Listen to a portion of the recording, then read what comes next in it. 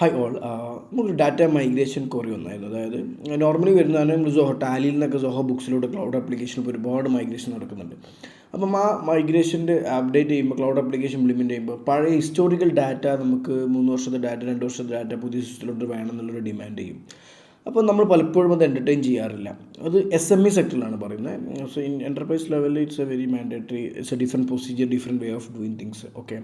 പക്ഷേ SME സെക്ടറിൻ്റെ ഒരു പ്രശ്നം എന്താണെന്ന് വെച്ച് കഴിഞ്ഞാൽ ഡാറ്റ മൈഗ്രേഷനിൽ ഒന്ന് നമുക്ക് റിസോഴ്സും ലിമിറ്റഡ് ആയിരിക്കും. മാൻ പവർ ആണെങ്കിലും അതിലുള്ള ഇൻവെസ്റ്റ്മെൻറ്റ് ആയിരിക്കും ഡെഫിനറ്റ്ലി ലിമിറ്റഡ് ആയിരിക്കും അവിടെ വരുന്നുണ്ടാവുക SME സെക്ടറിൽ. പിന്നെ ഇതിലുള്ള ഡാറ്റേൻ്റെ ഇഷ്യൂ എന്താണെന്ന് വെച്ച് കഴിഞ്ഞാൽ നമ്മളിപ്പോൾ ഒരു 2 ഇയർ ഡാറ്റ മൈഗ്രേഷൻ എടുക്കുമ്പോൾ ഡയറക്റ്റ് ഒരു ടൂളോ കാര്യങ്ങളോ പെർഫെക്റ്റ്ലി വർക്കിംഗ് ടൂളോ കാര്യങ്ങളോ അവൈലബിൾ അല്ല. ഓക്കെ, അതാണ് ഫസ്റ്റ് ഇഷ്യൂ.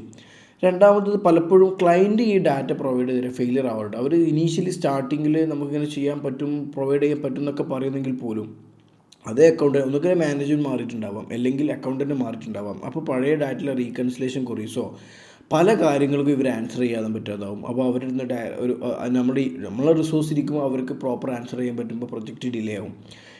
മൈഗ്രേഷൻ ഡിലേ ആവും തോറും ഹിസ്റ്റോറിക്കൽ ഡാറ്റൻ്റെ ക്വാണ്ടിറ്റി കൂടി വരും. അപ്പോൾ അത് കൂടുതൽ കുഴപ്പങ്ങളിലോട്ടാണ് നമ്മളൊരു എക്സ്പീരിയൻസിൽ അത് പ്രാക്ടിക്കലി ഭയങ്കര ഡിഫിക്കൽട്ടായിട്ടാണ് പ്രൊജക്റ്റ് തീരാനോ ഡിഫിക്കൽട്ടായിട്ട് വന്നിട്ടുള്ളത്. എസ്പെഷ്യലി ബുക്സിൻ്റെ കേസിലെ പ്രശ്നം എന്താണെന്ന് വെച്ച് കഴിഞ്ഞാൽ പ്രീവിയസ് ഡാറ്റയിൽ എന്തെങ്കിലും പ്രോപ്പർ റീകൺസിലേർഡ് ഇല്ലെങ്കിൽ അത് കണ്ടിന്യൂസ് ആയിട്ട് റിഫ്ലക്റ്റ് ചെയ്തുകൊണ്ടേയിരിക്കും. അതിൻ്റെ through out the year reflection വന്നുകൊണ്ടിരിക്കും. അപ്പോൾ അത് കൂടുതൽ ക്ലട്ടേഡ് ആവാനും എക്സിസ്റ്റിംഗ് പുതിയ ഡാറ്റ റിഫൈൻഡ് ആവാനും ഭയങ്കര ബുദ്ധിമുട്ടായിട്ട് ഫീൽ ചെയ്യുന്നുണ്ട്.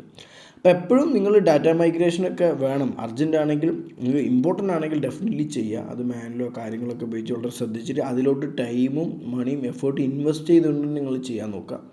അല്ലാത്ത പക്ഷം അത്ര ഇമ്പോർട്ടൻ്റ് അല്ല, നിങ്ങളുടെ ബിസിനസ്സിന് അത്ര റെലവൻ്റ് അല്ല എന്നുള്ള കേസാണെന്നുണ്ടെങ്കിൽ അക്കൗണ്ടിങ് ഡാറ്റ ആയതുകൊണ്ട് നിങ്ങൾക്ക് എന്ത് ചെയ്യാം, ഡേറ്റ് വെച്ച് നിങ്ങൾ ഫൈനാൻഷ്യൽ സ്റ്റാർട്ടിങ് വെച്ചിട്ട് എപ്പോഴും അതിലോട്ട് മൈഗ്രേറ്റ് സ്റ്റാർട്ട് ചെയ്യാൻ ശ്രമിക്കുക. അതാണ് ഐഡിയൽ വേ. ഇറ്റ്സ് ഇമ്പോസിബിൾ എന്ന് പറയാൻ പറ്റില്ല, പക്ഷേ പ്രാക്ടിക്കലി ഇതാണ് ഈസി ആയിട്ട് ചെയ്യാൻ പറ്റുന്നതും. അല്ലെങ്കിൽ ഒരുപാട് തടസ്സങ്ങൾ നേരിട്ടിട്ട് പല പ്രൊജക്റ്റ് ഫെയിലിയർ ആയിട്ട് നമ്മൾ കണ്ടിട്ടുണ്ട്. So this is the approach we are taking. Okay, thank U.